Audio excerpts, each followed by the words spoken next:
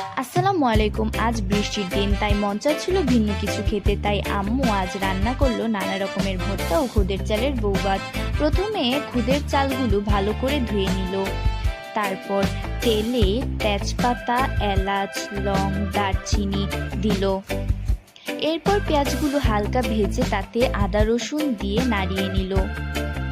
পরে এতে চাল দিয়ে কিছুক্ষণ ভেজে নিল। কয়েকটা কাঁচামরিচ দিয়ে দিল।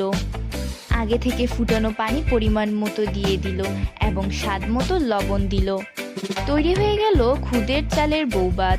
এরপর আম্মু 4 ধরনের ভর্তা বানালো।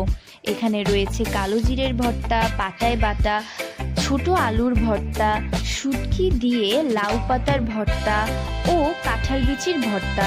এরপর আরও রয়েছে খেসারি ডালের বড়া ও আলু দিয়ে ডিম ভুনা। আসলে মায়েরা ভালোবাসা দিয়ে যাই তৈরি করে তাই খেতে অসাধারণ লাগে। খাবারগুলো খেতে অনেক মজা ছিল। ভিডিওটি ভালো লাগলে সাবস্ক্রাইব করবে।